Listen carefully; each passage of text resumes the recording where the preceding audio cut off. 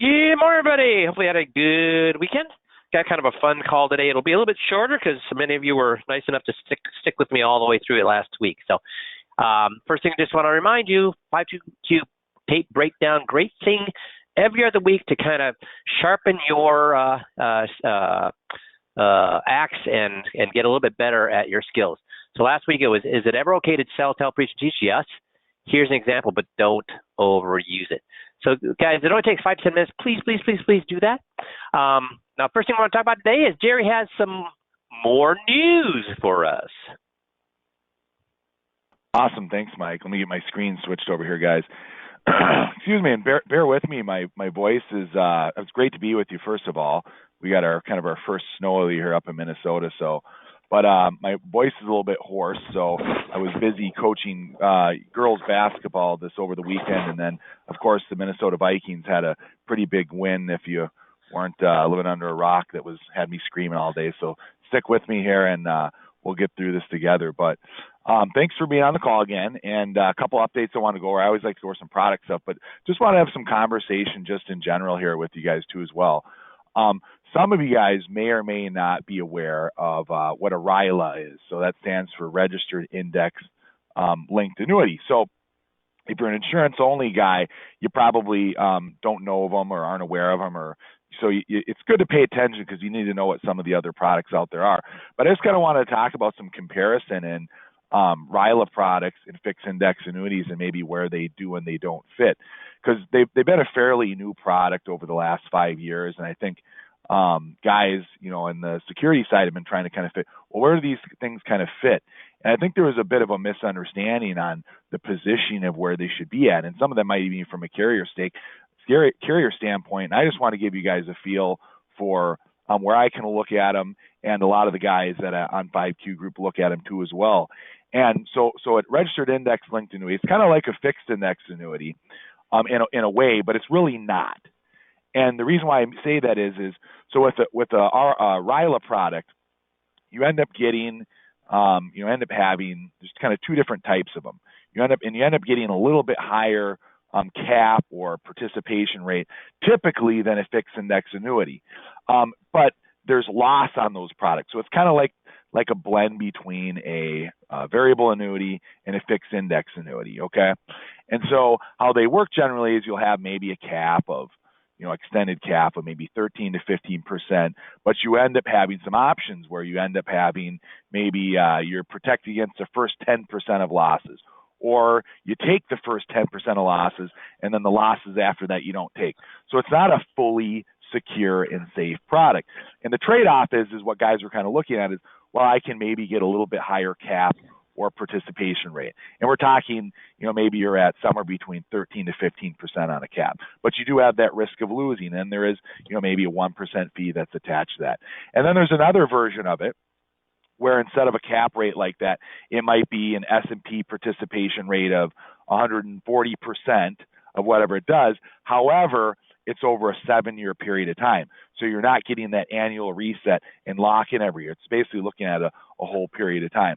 Well, one of the things, that I think, people kind of tend to forget with that is, you're still looking at a product where you can lose money. And a lot of you, if you were in RILAs over the course of this past year, you may have had people lose anywhere from 10 to 20%. So I always kind of had a lot of guys when I was talking about these products kind of look at it as, hey, this is a way where I can get, especially, maybe a year ago or 2 years ago, where they're saying, hey, here's a way I can get a little bit more return, and I'm getting the safety, and kind of forgetting, and they're starting to replace their safety part of their portfolio and using this, and in turn, they're ending up putting their clients more in risk.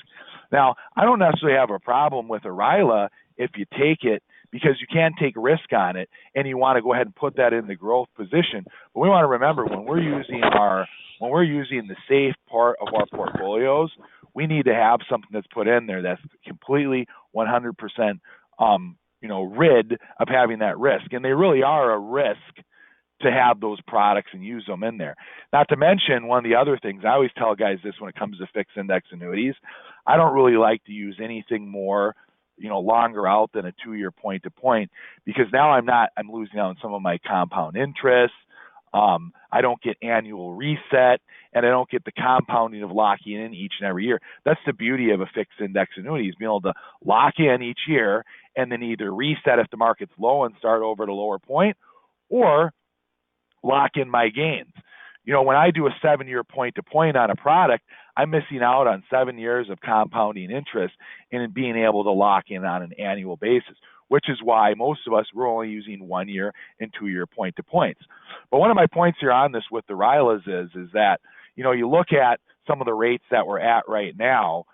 They maybe 2-3 years ago, it seemed almost a little more attractive getting a 13 to 14% cap, maybe 15 or 16. But right now, we'll just kind of look here. We'll look at like Lincoln Opti Blend 10 here right now. I think a much more suitable option. Let's see if it kind of clicks and opens up here. For a safe money product here, right now currently they have a 10%, it's 10% S&P cap. So we get 100% of the market up to the first 10, up to 10%. But if it goes negative, we don't take any losses. Now, even better, I talked about this the other week. They are raising rates. Lincoln is raising rates here tomorrow. They have their trigger method, where it doesn't matter really, as long as the market's flat or better, they're raising right here their trigger method up to 9.10%. Pretty incredible option here. As long as it's flat or better, we get the 9.1%. So I think that's quite a bit better than looking at getting a 13 to 15% cap and still being able to lose on the first 10% of the downside, or 15, or I'm safe on the first 10, but then I can lose everything after that. This year, I can't remember what the market's been down, but maybe 25% S&P 500. Either one of those scenarios, you're down 10 to maybe 15% in a RILA product. I just don't think that that's a good positioning for safe money. If you want to use it for risk money, cool. But I think in the safe money, especially with the kind of rates of return that you can get on a fixed index annuity, makes way more sense than of going with a fixed index annuity right now. Plus, you get paid quite a bit more, and you have the 10% free withdrawal with there too as well. So, one little other tidbit, I was talking with one of the carriers. I never realized this when it came with RILAs as well. I was always kind of trying to understand a little bit more how they work. And so with fixed index annuity products, kind of a funny thing when it comes to pricing here is when you have volatile markets, so volatile stock markets, the cost of buying an option goes up in price. So that means there's, when you have a budget, just like any budget someone has, when the price of goods goes up, you can buy less of it. So with a fixed index annuity, I can buy less options, which means lower caps typically when you have higher volatile markets. Now, right now the markets are volatile in the marketplace. However, because interest rates are so stinking high, that's how we get these awesome rates. So it's a pretty cool thing right now. In the RILA world, how it works is when you have volatile markets, pricing is better for their caps and rates on those products. And they don't buy options on when it comes to the RILA market. But the funny thing is it's the opposite. When you have a steady market in RILA, the rates are not as good. So what you end up looking at, and I found this out from one of the carriers, is one thing we haven't seen over the last really 4 years since they've been prominent is kind of a steady market. We've been volatile for the last few years. So the renewal rate on a RILA when you get to non-volatile markets, when they get to be a little more steady, which helps pricing for index annuities, it's going to slaughter those caps and rates when it's go down. We haven't seen that yet because it's been volatile since these products really been in existence. But that's one of the other big trade-offs that I don't think a lot of people are aware of when it comes to the RILA products. So fixed index annuities, really, I just want to let people know and kind of go over this, that the RILA products, they're a nice product when you're looking more into the growth arena, but you really don't want to looking at as, hey, this is a safe money alternative for my safe options, because when I need to take money out of my products and the markets are down, I'm locking in losses still, and that's still something you can do with RILAs. And I'm sure anybody who uses them are finding out right now. So good growth, good decent product if you want to use it in the growth arena. Safe arena, fixed index annuity, you got to have something. You want to have something that you can't lose. And where rates are at right now, it's insane to want to use anything else in the safe space. So a couple product updates quick while we're looking at this stuff. Like I said, Lincoln, they're raising rates tomorrow. So we're going up to a 10.25 S&P cap, 9.1% trigger. Again, the trigger is if the market is flat or better, it's annual point to point. If the market is flat or better, if it's even positive 0.001%, you're going to get the 9.1 trigger on it. And they're moving their fixed rate up to 4.6. So I always tell people too, hey, you know what? This is a phenomenal option. I don't care what you have. If you have clients that are frozen because they're thinking, oh man, the market, it may go back up here and I don't want to miss out on it. Well, you're going to get 9.1% if it's positive at all, or 10.25. They also have the 40% participation rate. If they're frozen because they're like, well, I think it might be negative, so I don't want to go either. Well, no matter what you move it in, you're going to lock in so you can't take losses. Or what you could do is you could slide into the fixed rate. Look at the fixed rate, 4.60%. You could go into the fixed rate if you want.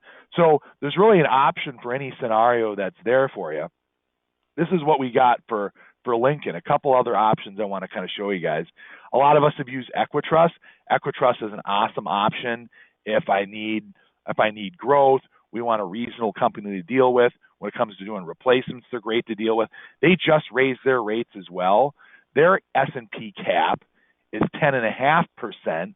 Crazy. They got a 41% S&P par rate, and their fixed rate built in is 5.15.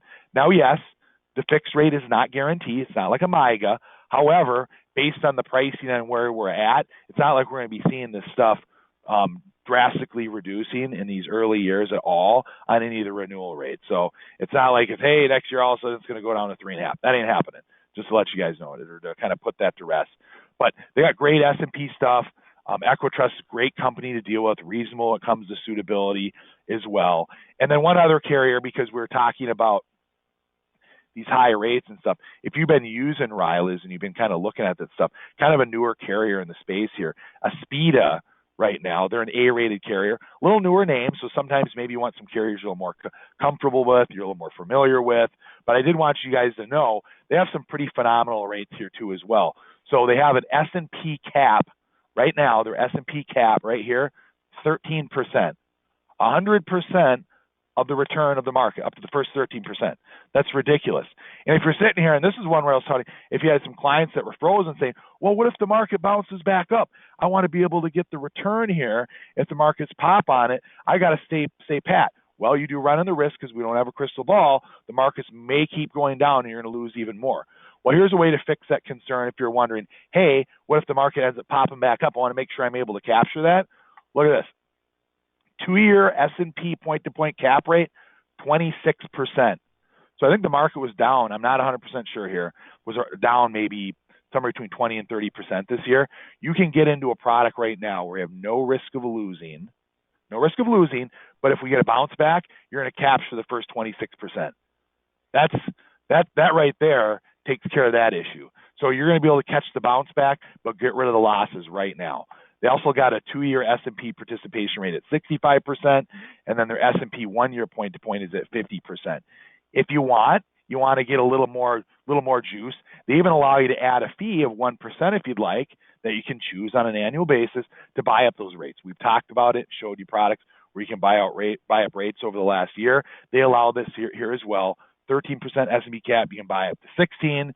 You can also go on the 26% 2-year S&P cap. You can buy it up to 32%. So, and by the way, like I said, if you want to get a little fixed rate on it, they got a 5.35 fixed rate on accounts 100,000 plus. So, moral of the story is, why take risk on a product that's for safety if I can have that safety bucket taken care of and take zero risk? That's kind of my point. We have our risk buckets, and then we have our safety area. This is a fixed index annuity, great option for safety. VAs, registered linked index annuities. That's more on the risk side. It should really be thought of as risk products, not kind of blended into the safe product. But also, here's some great options here. Just want to make sure you guys were aware of it. If you have questions about these products, give myself, Dan, Matt, give us a call. Happy to get you details, get your rates, talk about your cases with you. But by the way, you guys have been rocking out this year. You guys have been doing a really great job. Been a big year, and you guys have been doing a good job. So I want to thank you all for that too as well. And I think that's all I got, Mike. Unless there's something you want to roll by me, if there was a question. Well, I do have a question for the guys. Yeah. Guys, what is the Vanguard Long-Term Government Bond Fund? Vanguard, so VGLT, the Vanguard Long-Term Treasury Fund. Well, how has it done this year so far? Any guesses? Oh, very good, Mark. Mark got it immediately. Down 30%. So, guys, 2 years before this happened, what was I preaching? Get your people what? Get your people out of bonds. Bonds are down worse than stocks. Have I not said bonds are riskier than stocks? So I hope the heck everybody followed my recommendations and got them. So guys, that's what we're talking about, FIAs. Should anybody have any money in bonds? No. Should be in FIAs. And these rates is crazy. And the RILA, so people have questions, RILA. It's a VA product, and that should only be used for your equity money. It's fine with retirees to have a little bit of safety and a little bit of safety along with a little bit greater growth on your equities. You do not want your safe money in that. Make sense? Awesome. Thank you, Jerry. Appreciate it. You got it. Okay. Oh, right now with inflation, anybody getting clients asking about gold? Hey, gold. Gold. It's going to protect me against inflation. I always get those 3 or 4 people because, right now gold is out there pushing hard. People selling, I think the scamsters out there pushing gold. Well, this is how bullion did versus like an ETF with gold mining versus the S&P 500. Which one of these, the gold one, the purple one, or the teal one? Which one do you want your clients in, and how much? And which one do clients want to be in?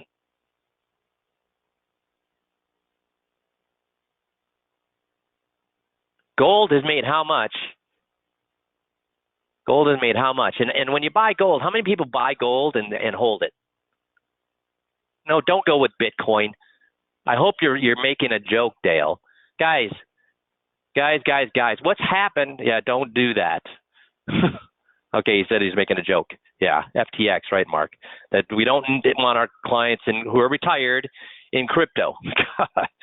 so sorry for jumping on it, Dale. Don't make those kind of jokes and about things as serious as people's monies. At least with me, because I'll jump all over it. So I understand it was a joke. So guys, this graph right here should really help you if anybody is worried about or talking about gold. Wall Street's prediction on the direction of the stock market is often wrong, and it's often way wrong. Mark Colbert, my favorite journalist and researcher, best approach is stick with your asset allocation strategy regardless of what analysts say. Should we ever believe? That's okay, Dale. No, I'm just saying that's why I was explaining, Dale, why I was jumping on you there. So no problemo. What is this saying? So all of our money managers say, hey, this is what's going to happen. Hey, I've got this formula. Hey, I've got the algorithm. It's all worth what? Well, you'll find out what it's worth. Because prediction is very difficult, especially if it's about the future, which is a tongue-in-cheek way to tell people, hey, prediction is very difficult, especially if it's about the future. Hey, prediction, what's going to happen when you're looking in the rearview mirror, that's pretty darn easy, right? So in the study, how accurate are the capital market assumptions, CMA, and how should we use them? The study was conducted by Mike Sebastian, an investment consultant who previously was chief investment advisor at Aon, a British American financial service firm, and at Next Capital, the fintech firm that was acquired by Goldman Sachs in August. Sebastian reached his conclusion by compiling the projected asset class returns from 17 firms in 2012. So he looked at 17 firms and what they predicted the markets would do over the next decade, starting from 2012 to 2022. Then comparing those projections to what actually happened over the subsequent decade. The results are summarized in the accompanying chart below. Any ideas on how many of the 17 were close? So this is the range. They said, hey, it would be anywhere in the gray, anywhere from as low as this to as high as this, low as this to as high as this, low as this to as high as this, low as this to as high as this. And then this is what they predicted. the red, because obviously, right, the red's in the middle because they said, hey, this is what we're predicting, but it could, the range of would be a little bit higher, a little bit lower. The range would be a little bit higher, a little bit lower, higher, lower, higher, lower. That's why the red is inside the gray box. And then the gold is the actual returns. So how close were these guys? How close? Boom. Outside, outside, barely in, outside, outside, outside, outside, outside, outside, outside, outside, barely in, outside, outside. And some of these are way outside. Notice that 14 of the 15 asset classes Sebastian analyzed, the class actual 10-year return was outside the minimum maximum range of the firms in this sample. In other words, asset classes either produced a return that exceeded even the most optimistic of the firms or was worse than the most pessimistic firm. So what's that tell us about predictions?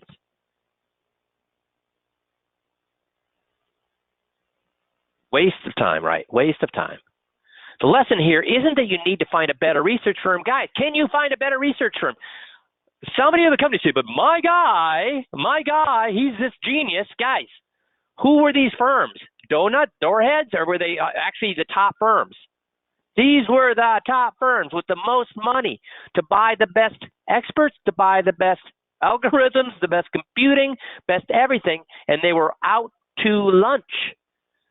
So don't find a better firm. These firms' analysts were some of the best and brightest people you'll ever find in the investment arena, sporting impeccable educational real-world backgrounds, and that they still sometimes get it wrong, and not just by little. And sometimes, or all the time, it looks like. So what does this mean? What does this mean? What's the lesson here? What do I recommend for retirees? What do I recommend for retirees? 50-50, at least. 50-50, at least, in FIAs and the stock market. And if you're going to especially right now, if you're going to make lean one direction or the other direction, what do you think I'm going to do for a retiree? Lean more into equities or less into equities? Err on the side of the FIA. Also, according to Mike Kitzis, which I think is and Wade Foe, the two guys that have really nailed research over the last decade, and I think going forward because they're both young. What do they say about your retirees? They should have more or less in safe, more or less in safe. They say you should have more in safe, way more in safe, and then over time, what? So start out with way more in safe, and then over time, add more to equities. Up to, by the time that they are in their 90s, you should have 80% in equities. That's the same or the complete opposite of the way most financial advisors approach asset allocation for their clients. It's the opposite. And then it's the opposite of what I did until I saw his research here about 4 years ago. I used to tell people, geez, you get to be, as you get older and older and older, the amount you should have in risk should be equal to your age. So if you're 50 years old, it should be 50-50. If you're 60 years old, you should have 60% guaranteed, 40% in the market. When you're 70, you should have 70% guaranteed and 30% in the market. When you're 80, you should have 80% guaranteed and 20% in the market.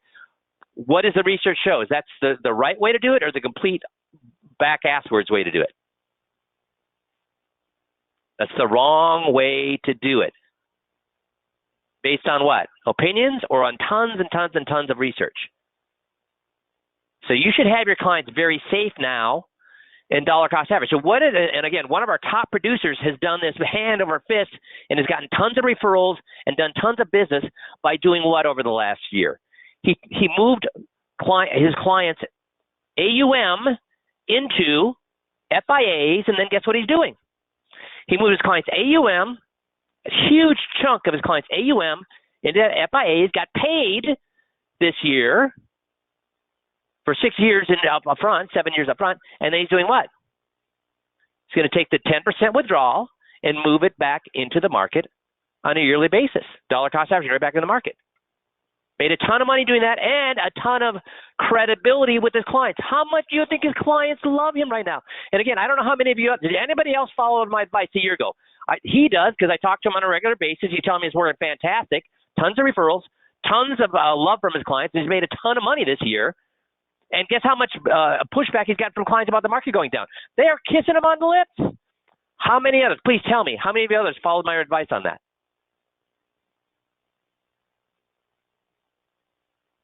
Okay, I got one. So guys, I'm not going to say I have some. So I got one other person said he followed my advice on that. I'm not going to say I have some crystal ball, but guys, I called the banking collapse, and Missy can validate this. I called the banking collapse in 2003, 5 years before it happened. I was talking about the banking collapse 2003, 2004, 2005, 2006, 2007 before it happened. And guess what? Guess how much pushback I got from people saying the banks will never collapse. I told you to get out of bonds. What happened to bonds? I told you to do this, and what would have happened to your clients if you would have done this? So guys, please, give some of the recommendations I make some weight, because they're not my recommendations. Do you think that I came up with these? Guess who came up with the fact that banks were a weapon of mass destruction in 2003, 2004, 2005? Guess it wasn't me. I didn't do the analysis. Guess who told me that? Guess who was crowing from the top of the mountain about that? Very good, Mark. Buffett was. Why am I crowing about how did I come up with, hey, why don't you take AUM, put it into the FIA, and then 10% dollar cost average in? Now, I came up with that technique, but who told me that was the right thing to do? Kitson Fo.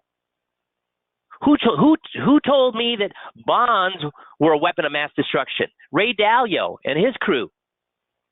2 years ago, 3 years ago. Guys, when I'm telling you things, it's not me. So, because you shouldn't believe me, I am not a CFA. I am not an economist. I did not do any of it, but I do a ton of research with the best minds in the business. Please give some of the recommendations as I do some weight, okay? Great job, Ben. That's awesome. Okay, so just a little bit of fun today. The Venn diagram and better communication. So intonation. And intonation means an effective speaker uses various patterns of intonation in order to show different emotions and moods. The same words could have a completely different meaning if we change the intonation.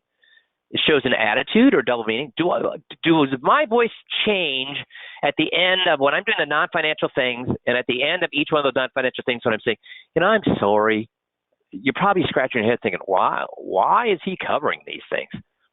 And to be honest, sometimes I wonder, because do I get paid on this? Guys, how much intonation is going on there? A little or tons? Yeah, lots. Speaking in an engaging way in order to maintain people's interest.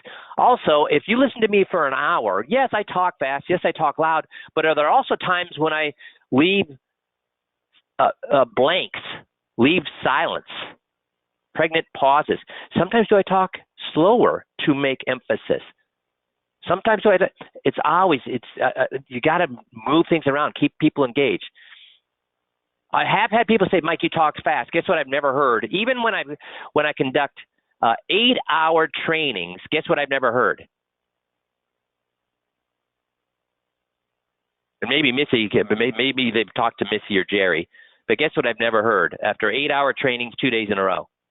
So 8 hours one day, 8 hours the next day, when I'm teaching, that's right, Artie. They never say I'm boring.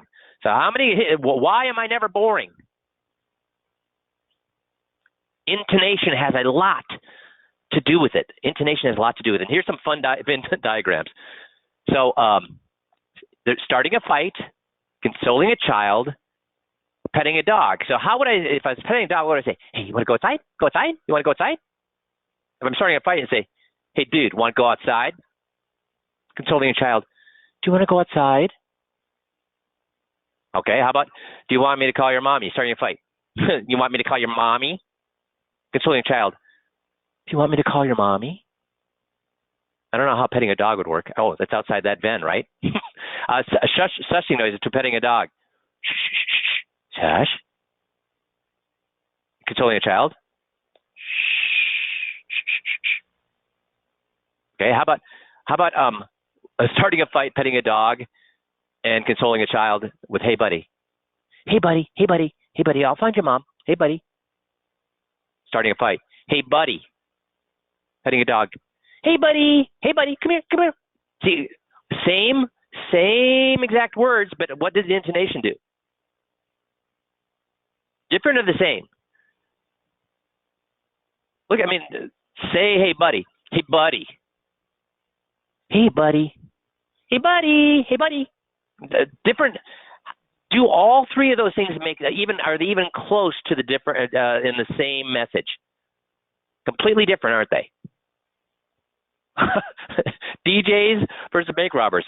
"Everybody on the floor." DJs, "Everybody on the floor." I mean, it's preachers. "Are you with me?"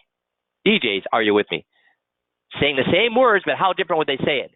Bank robbers, "Give me your money." Preachers, "Give me your money." Would they say the same words, but would they say it with the same emphasis, the same intonation? "Put your hands up." Bank robbers, DJs, preachers. They'd all three say, bank robbers, "Everybody, put your hands up." DJs, "Put your hands up." Preachers, "Put your hands up." Because it's all different, right? Same words, different intonation. So if you want to be a great communicator, and should we all want to be great communicators? Do you think you're going to make more money? You think you're going to make more money by being a financial genius or by being a great communicator in this business? Which one? Got one answer. Guys. And Missy, can you get on a second? Over the last 22 years of training guys, coaching guys, have we had near geniuses on the system? Absolutely. Have we met near geniuses that were in the financial planning business? Yes, we have. And all of them not only are no longer with 5Q, but they're no longer what? They're not in the business. Why, guys? Why did they get out of the business? They were so smart, they refused to communicate at a level that people could understand, and guess what happened? And they spent all of their time doing what instead of doing what? Guys, if you want to be a financial genius, then you should be managing funds. You should be managing AUM. You shouldn't be talking to the public. Is there anybody who talks to the public that has time to be a fantastic an analyst? If you've got clients, you have time to be a fantastic analyst. No, you hire that out. Make sense? Danger of using too much analytics right here. I don't understand. See, if these guys that are geniuses, we just talked about the CMA. We just talked about this, right? These guys are near geniuses. They have PhDs in physics, PhDs in mathematics, PhDs in all sorts of in computer science. These guys are the best in the industry because these companies are able to pay these guys hundreds of thousands, even millions of dollars in bonuses, et cetera, to call things right. And how well did they do? So how great, if they can't do it, how great is anybody who's spending their time helping clients versus analyzing? They're not going to be able to do it. Creating a terrific rapport. When you have good rapport, that's when the magic happens, right? So is a good rapport being awesome at financial planning or awesome at communicating? Analogies: cow, potato, mermaid, manatee. How close or how good should you be at analogies? The human brain is learned to learn through stories or through facts and figures. Stories. So why do I have it? And how many stories do I have for each of the 21 issues? Do I have stories? How many times do I not have stories in one of those issues? I always have. I always have them because that's how people learn. That's how people make decisions. It depends on how you dress. So knows if you've been naughty or nice. Wears a red suit. Great power. With great power comes great responsibility. So it depends on how you dress. God knows if you've been naughty or nice. Great powers and responsibility. God has great powers and responsibility. Santa knows you've been naughty or nice, has great power and responsibility, and wears a red suit. Spider-Man has great power and responsibility and wears a red suit. Spanish Inquisition knows you've been naughty or nice and wears a red suit. So I thought that was kind of funny. It doesn't have a lot, except that, what did we talk about dressing, guys? I know that a lot of you like to dress comfortably and you wear quarter zips or you wear golf shirts, etc. But what does that tell a client when you dress that way?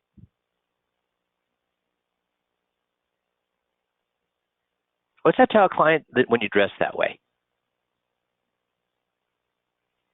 Now, and I just talked to one of our great advisors, Tom, and he was asking about what he should wear. And then he brought up, well, some of these clients have been my clients for many years. Can I go ahead and wear nice jeans and a nice polo? What do you think I said? It depends. It totally depends. What does it depend on? You know, they're his friend. He's done such a great job. All of Tom's clients have become his friends because he's such an awesome guy. Well, what do you mean by context, Tom? If because they're friends, they're at the where, that's what matters. If he's meeting with the client in his office, he should dress what? At the very least, with dress pants and a white shirt or a dress shirt. If he's at the barbecue in their backyard, his backyard, he can wear what? See, my opinion, and Kevin, this is not right or wrong. This is my opinion. Do not wear business casual unless you're talking, it depends what business casual is. Is a quarter zip business casual? In some entities it is, but don't wear business casual. You should wear what? See, here's the thing. If my doctor came in to see me and he's in dress jeans and a quarter zip, do I take him as seriously as when he walks in either a suit or his white jacket? No, I don't take him seriously. I'm thinking, what the hell's going on here? Now, in the backyard, if he's my neighbor and he comes over for a barbecue and he's wearing a suit or his white jacket, what am I thinking? Dude, what the hell? That's kind of weird. I think it's weird if he's dressed business casual in the office, and I think it's weird if he's dressed professionally outside the office. We should be no different. Now, again, are you going to have any clients leave you because of this? No. But they do look at you differently. They absolutely do look at you differently, just like you look at people differently. Does that make sense? It depends. Dark times, dumb times. Now, it depends on the subject you're looking at and how you're looking at that subject. Who are we really? Immortal, emerges at night, invades homes. Zombies invade homes, and so do immortals. I'm sorry, immortals are also... zombies are also immortal, and zombies invade homes. I'm getting the Venn diagram wrong. Vampires are immortal, and they emerge at night. Cockroaches emerge at night and invade homes. Santa Claus is immortal, emerges at night, and invades homes. Depends who and you got to ask yourself, who are you really? So when you're, I guess the analogy I'd give to this is, what is your desire when you're with clients? So give me some examples of what your desire would be to be with clients, and see if anybody can phrase this correctly.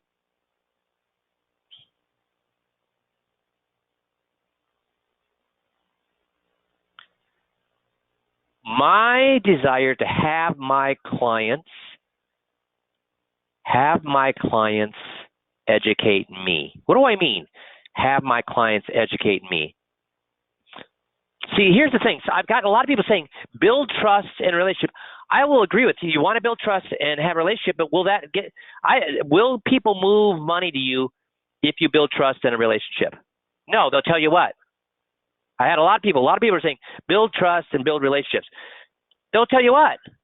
Hey, you know what? I love you, Mike. I love you. And as soon as my guy dies or retires, I'm going to move my money to you because I also trust him and have a relationship with him. So what truly is my job with a client? To have them tell me they don't trust their guy. Do you understand? If you build trust in a relationship and they still have trust in a relationship with their guy, who's losing? Everybody answer this. If they still have if they trust you now, and they have a good relationship with you now, and they trust their guy and have a good relationship with him, who's going to lose? Not both of you. Who's going to lose? You are. That's right. You are. So what is my job to do? My job is to have a client educate me on why they do no longer trust their current guy. Make sense? Why you should be kind to people. Everybody, guys, I'm the most judgmental guy out there, and this is something I have to learn, not every day, I have to learn every minute of every day, is that you should not judge people because we know nothing about what's going on in their lives. So, should we be saying our people that respond to our marketing, whether it be leads or seminars or webinars, should we say these people are tire kickers and plate lickers? No, you've just judged them, right? They're simply doing what we do. Guys, if you're interested in a timeshare, or you're interested in investment, or you're interested in buying, investing in a vacation home, what do? You come in there and say, yeah, I'm going to buy it. No, what do? You come in there with what? Tons of what? Skepticism. You go in there with tons of, you're on guard. You've got both hands around your wallet. Guys, they're the same as you. And is our system set up to handle tire kickers and plate lickers? Yes. In fact, when somebody comes in their tire kicker, plate licker, I know I've got a 100% chance of getting them to move not some of their money, but all of their money. Why 5Q group? Well, here's why. Here's the Venn diagram of my life. Things I like to do and things I'm good at. Things I like to do, things I'm good at. Things I actually do. Things that make me money. So guys, one of and here's a great thing for you to be doing. Just please, if you want an exercise that will change your business in 1 week, it'll completely flip your business on its head. The exercise I have you give is get a calendar that's divided hourly. So Monday, 8 a.m. to 5 p.m., Tuesday, 8 a.m. to 5 p.m., divide hourly. And actually, I'd want to even half hourly. And for a whole week, write in what you did from 8 to 8:30. Just set a little timer on your watch, your phone, or whatever. And then write down, dings. I'll write down what you did from 8 to 8:30. And then it dings, write down what you did from 8:30 to 9. It dings, write down what you did from 9 to 9:30. It dings, write what you did from 9:30 to 10. All the way through the day. And I have so many guys tell me they're so busy. Guys, so busy, and then I will have them call me on Friday, and guess what we find out about their 40 hours they worked this week? How many of those 40 hours were productive? I mean, 22 years I've done this with, I don't know, probably 100 guys in 22 years. Guess how many of them had more than 20 hours of productive time, and what they told me was 40 hours or 50 hours of work? None. If you want to change your life, do that for a week, and guess what you're going to figure out? You're going to figure out I can make the same amount of money and work half the time, or I could work the same amount of time and make 5 times as much money. Please, if you want to change, this would be a great time to do it, right? This would be a great time to do it. Make sense? Super. So next we're going to talk on our journey through the 20-point checklist. We're going to look at the quality of life directive. So let me bring that up here. And we're going to go to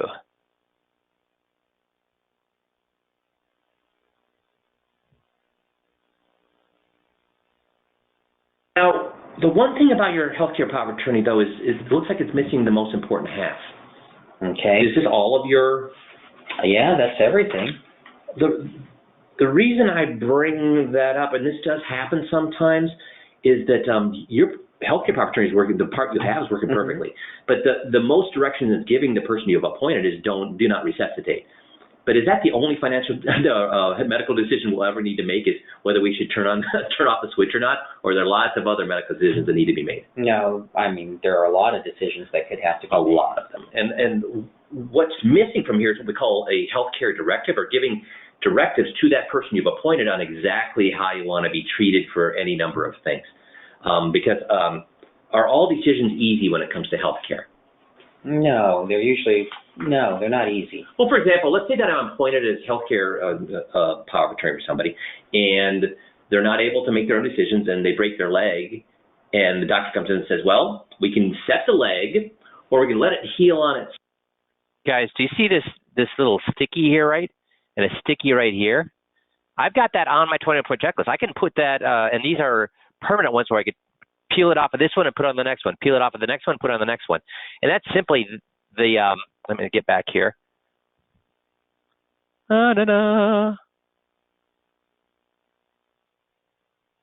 It's the crib notes from 20-point checklist.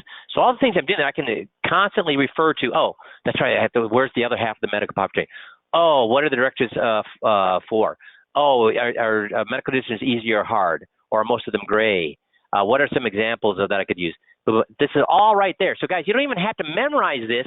You just have to be able to know, oh, I remember some of the things I need to ask to get them to understand here. What kind of advisor would I be? What kind of an advisor would I be? That's the end. Oh, boy, I better not forget that one. That's the last thing I'm supposed to say. So they're all in that video, okay? Self and the walk funny all for the rest of right here. What am I going to say? Well, set the leg. How hard is that decision? No, that's not a hard decision. Or is it more cut and dried? No, it's pretty cut and dry. Cut and dry. But is every decision that cut and dry? No. No. So are some decisions in the gray area, or are they all those black and white? No, I'd say most decisions are probably in the gray area. I'd agree with you. Most of them are. So let's talk about a couple of examples here. And this is a healthcare directive, the kind of things they would do. So, for example, how important is pain control? Now, if you ask me and my wife, how important is pain control? I mean, we're not crazy. What do we both say? Yeah, it's important. Duh. Here's a little hint. When bad things happen to people, it happens to me, it happens to my family, it happens to a third party. Never say, hey, do you and your wife view pain the same way? So anytime something bad is happening to somebody, it's always me. The one difference is when we do the titling, but with every other thing in the 20-point checklist, when we're talking to people, bad things happen to me, not to them. Because if you make bad things happen to them, they'll start weirding out on you. They think you're hexing them. Oh my God, he said I'm going to die. Oh my God, he says I'm going to do this. I'm going to get incapacitated. I'm going to be in an accident. Never say it's bad to them, because they'll start. It's weird. They'll start defending themselves. Well, I never do that. Well, I take care of myself. Well, I eat vitamins. You're like, what? That's not the point here. They start to talk about weird things because they don't want to die. So so bad things only happen to me or a third person, not to them, with the exception of titling script. It's important. Now, but if they peel one layer of the onion back and ask one more question, say, well, how important is having pain controlled even if my ability to think clearly is reduced? Now I'm a baby. Guess what I say? If I have to be knocked out to control pain, guess what I say?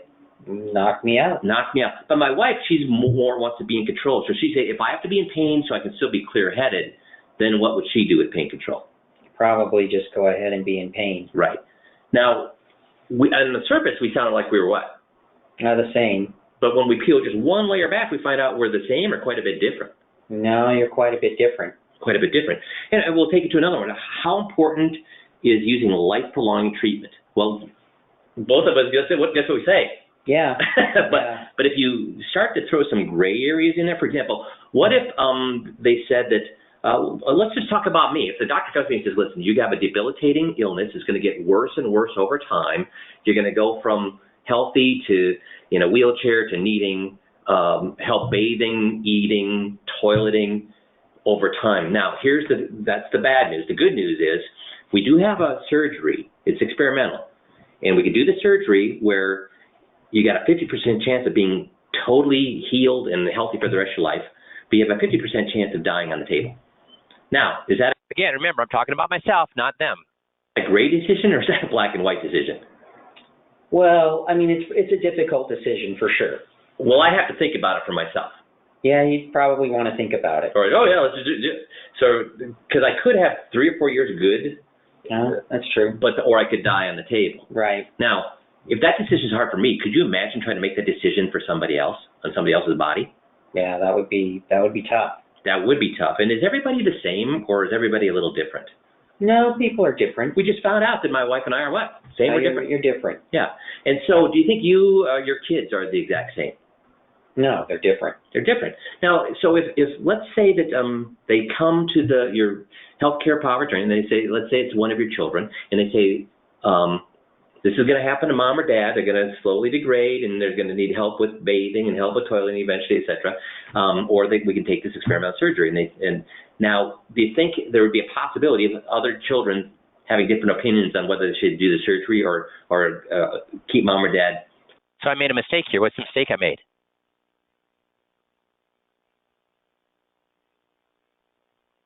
I'm saying some bad thing happened to them, not to me. I should have stuck it with me and my kids. That's right. For that 2 or 3 years, for sure. Yeah, everybody's going to have a different idea. Right. And if you have to make that decision, and let's say somebody makes that decision, and the siblings don't agree, and they decide, you know what, let's just... Uh-oh.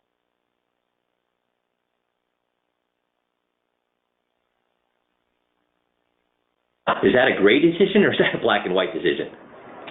Well, I mean, it's a difficult decision for sure. Well, I have to think about it for myself. Now, that's the bad news. The good news is we do have a surgery. It's experimental. Oh, and we can do the surgery or keep mom or dad for that 2 or 3 years for sure. Yeah, everybody's going to have a different idea. Right. And if you have to make that decision, and let's say somebody makes that decision, and the siblings don't agree, and they decide, you know what, let's go ahead and take the surgery. And then they put them on the table and they die. Now what could happen? What could the other siblings think about the person who made the decision? They're going to think they obviously made the wrong decision. Mm-hmm. And is that a tiny wrong decision, or in their mind, this is what? That's huge. I hope in everybody's mind it's wrong. That's huge. Yeah. So could things be said that could never be unsaid? Oh, yeah, and could that tear a family apart? Oh, yeah. Yeah. So is that a good reason or a bad reason to have this? That's a great reason to have it. You know, the other thing, even if the kids agree, let's think about this. When they said that the parent was going to start to degrade over time, and the child thinks, well, you know what, mom and dad wouldn't want to live that way. I know they wouldn't, so we're going to go ahead and put them on the table in that 50-50. Guys, what I'm doing here is turning it from a piece of paper into an emotional story that they think, oh my God, I need this thing. So if you just say, hey, you need this, it's a good thing to have. Okay, yeah, it's a good thing to have. No, I have to turn it into something emotionally that yanks at them to say, oh my God, I do not want this to happen to my family. I need that thing. And again, unfortunately, that the mom or dad dies. Is it even a possibility they might start to think, did I make that decision because it was what mom or dad wanted, or did I make that decision because I didn't want to be the caretaker, bathing and toileting? I mean, could that, our kids love us, but could that start to burden them for the rest of their lives if the decision was wrong? Yeah, I mean, those ideas are for sure going to creep in. Yeah. So again, this, just like the Survivor's Guide, is this for you, or is this for the person you appoint? That's for the person we appoint. Yeah. And the way I look at it is I would not appoint my worst enemy as my healthcare power attorney without this document. Mm-hmm. Why? Well, because they're not going to have any idea what to do. What can happen if they don't have any idea what to do? With siblings and even with themselves. Yeah, there can be guilt and arguments, all kinds of things. Things we want or don't want. Don't want. So why would this be a good thing to have? Well, just so everybody is clear on what to do if anything happens. Right. So you just go ahead and fill out these questions. Again, there's no urgency, so it's not one of those urgent things. It's a what again? That's important. Important. And then you go ahead and get it notarized. Okay. Okay. So again, I'm kind of being a Debbie Downer today, aren't I? Yeah, kind of. So I do apologize, but am I a doctor? No. Do I get paid to help you with these things? No, not that I know. So sometimes I scratch my head why even bring these up. But if you think about it, what's the one expense that could completely wipe out 30 years of savings in retirement? Oh, if you end up in the hospital. Yeah. So healthcare. Mm-hmm. So if I, as a financial advisor, again, if I'm just an investment salesperson, I'm just going to talk about the investments. But if I'm a financial advisor, is the one expense that can completely... You see what I did there? I just slammed their guy, but did I call their guy's name? No, I said, so if all I do is talk about investments and I'm just an investment salesman, I didn't say, like your guy, but in their mind, guess what starts to happen? They start to think, oh, crap, my guy is just an investment salesman. He never talked about these things. Completely wipe out your retirement savings. Financial. Is that a financial? No, it's a medical thing. It's a medical thing. But the medical thing ends up costing what? A lot of money. So is that a financial thing or not? Well, yeah, then that is a financial thing. Yeah. And we said the hospitals are concerned about giving you the best care or giving you the best care and making sure that they make money at the same time. Well, they want to make money. And a lot of times, even at the end, a lot of money is spent. So they're going to do all these procedures that'll extend your life for 2 or 3 days. Is that necessarily what you'd want to do? No, that's not what I would want to do. But most people, some people, and if you did, you could write it down, right? Right. But most people don't want that to be. They'd rather go home and die peacefully. But guess what? The hospital's power of attorney is going to say? No, you have to stay. Stay and run up the bills and die peacefully, or die with them trying to extend your life by second. Right. Second by second. So if I ignored this as a financial advisor with these medical things, what kind of an advisor would I be? You wouldn't be a very good advisor. No, I wouldn't. So does that make sense to have that in place? And again, sorry for covering these other things, but these things are kind of under the surface of your finances, aren't they? Yeah, they are. Yeah, and are they important or not important in the long run? No, they're important. Yeah. So the next thing we would like... Guys, am I turning these non-financial things into another way to get them to not trust their advisor? Yes. But have I mentioned their advisor's name? No. But eventually, when I keep doing this with the power of attorney and then the healthcare directive and then the identity theft and then the umbrella and then the property casualty, eventually they start to say, dang, my advisor's a bad advisor. All he's doing is selling me investments. He's not doing these other financial things. These are things, you know what? I don't trust that. Do you see what we're doing to the guy even before we bring up his name? So by the time we bring up his name, guess how easy it is for the client to jump to the conclusion that he's taking advantage of them? Do you see how we're setting it up with the big toe in the door, then the foot in the door, then the calf in the door, then the thigh in the door. So by the time we bust through that door and have them say, my guy is screwing me, guess what? Is it a big leap or a little leap by that point? Big or little leap by the time we get to naming him with turnover costs and fees and investment rate? It's a little one. Does that make sense? Super. Well, we went a little bit longer than I thought. Sorry about that. But thanks for being on for the whole hour. You guys have a fantastic week, and we'll talk to you all next Monday. Thanks, everybody.